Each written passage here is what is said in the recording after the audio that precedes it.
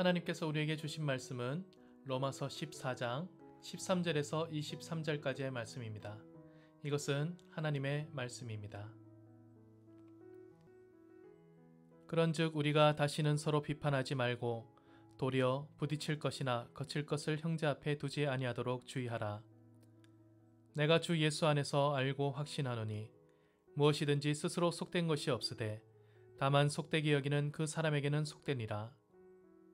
만일 음식으로 말미암아 내 형제가 근심하게 되면 이는 내가 사랑으로 행하지 아니함이라. 그리스도께서 대신하여 죽으신 형제를 내 음식으로 망하게 하지 말라. 그러므로 너희의 선한 것이 비방을 받지 않게 하라.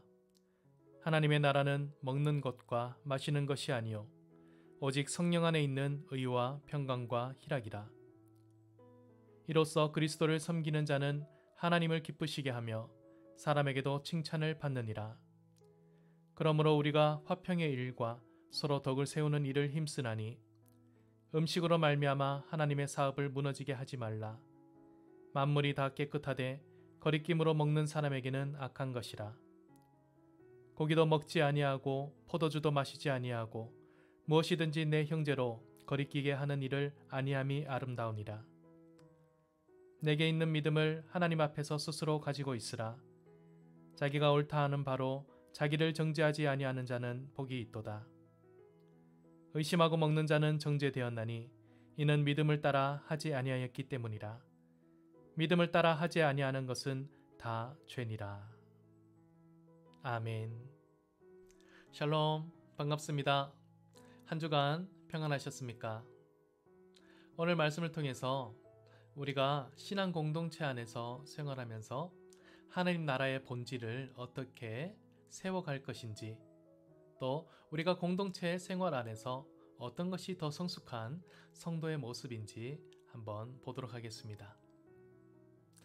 오늘 말씀 13절에 보면 이렇게 말하고 있습니다. 그런즉 우리가 다시는 서로 비판하지 말고 도리어 부딪힐 것이나 거칠 것을 형제 앞에 두지 아니하도록 주의하라. 내가 주 예수 안에서 알고 확신하노니 무엇이든지 스스로 속된 것이 없으되 다만 속되게 여기는 그 사람에게는 속되니라 라고 하고 있습니다. 이 로마 교회에 관한 바울의 권면의 말씀이죠. 당시 로마 교회 교인들은 여러 문화권 또 종교권에서 살다가 모인 다채로운 사람들의 모임이었습니다. 오늘 우리 상도중앙교회를 보더라도 대한민국 전역에서 사시던 분들이 모여있고 또 해외에서 지내시던 분들도 함께 있습니다. 여러 생활권 또 문화 또 종교 방식, 삶의 방식이 공존하고 있다는 것이죠. 이 로마 공동체는 우리 상도중앙교회보다 훨씬 더 다채로운 그런 문화들이 공유가 되고 있었을 것입니다. 그들이 이제 막 한 교회 공동체가 되고 서로 함께 지낼 때에 그들 사이에 의견이 맞지 않고 또 생각이 통일되지 않는 부분들이 분명 많이 있었을 것입니다. 그 중에 가장 두드러지게 나타났던 문제가 바로 이 먹는 것에 관한 문제였던 것이죠. 이 먹는 것은 어떤 것이었는가? 단순한 먹는 것이 아니라 우상에게 바쳐졌던 제물 음식이죠. 그래서 이 음식은 종교적인 의미가 담겨 있는 음식이었던 것입니다. 14절 말씀에 보면 바울은 이렇게 얘기합니다. 내가 주 예수 안에서 알고 확신하노니 무엇이든지 스스로 속된 것이 없으되. 바울은 그 신앙의 성숙과 또 그 신앙의 깊이를 따라서 하나님이 모든 만물을 창조하셨기 때문에 아무것도 속된 것은 없다. 어떤 음식이든 우리는 다 먹을 수 있다 라는 신앙의 고백과 또 확신이 있었습니다. 그러나 당시 로마 교회 성도 중에는 아직 그 믿음이 연약한 사람들이 있었고 이제 막 예수님을 알기 시작한 사람들도 많이 있었을 것입니다. 그들에게는 우상에게 바쳐졌던 이 제물을 먹는다는 것이 큰 시험거리고 또 거리끼는 일이었던 것입니다. 그렇지 않겠습니까?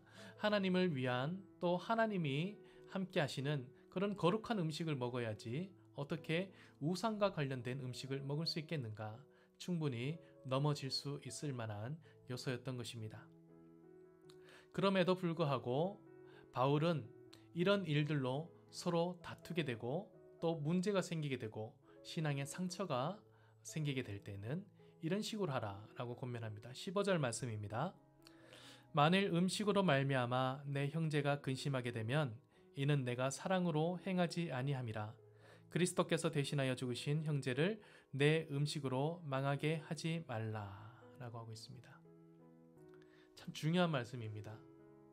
우리에게는 각자 나름의 신앙의 소견이 있고 또 신앙의 규칙이 있습니다. 원칙이 있습니다. 그래서 교회에서 보면 어떤 일들을 행할 때 각자의 신앙의 양심을 따라서 행하기도 하고 하지 않기도 하는 여러 모습의 성도님들을 볼 수 있습니다. 그것은 각자에게 주어진 신앙의 자유요 또 권리입니다. 하나님과 나 자신과의 약속이라고 할 수 있는 것이죠. 그것은 마땅히 그 양심에 따라서 잘 지키고 또 잘 유지하는 것이 하나님 앞에서 선한 삶이라고 할 수 있습니다. 그러나 공동체가 서로 부딪히게 되었을 때, 서로 갈등의 상황을 맞이하게 되었을 때는 어떻게 해야 하는가? 그때는 우리가 자신의 원칙과 방법을 고수할 것이 아니라 더 상위의 법을 따라야 한다는 것입니다. 예수님께서 우리에게 말씀하신 가장 최상위의 법은 무엇입니까? 바로 사랑입니다. 하나님을 사랑하고 이웃을 사랑하라.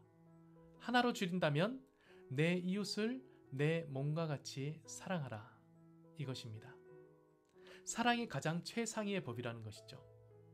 내가 가진 신앙의 원칙과 또 어떤 신앙의 방침들이 아니면 우리 공동체 대부분이 갖고 있는 어떤 신앙의 원칙과 규칙들이 있다고 할지라도 그 규칙과 원칙들을 지키는 것보다 더 중요한 일은 바로 최상위의 법, 사랑으로 모든 것을 이뤄가야 한다는 것입니다.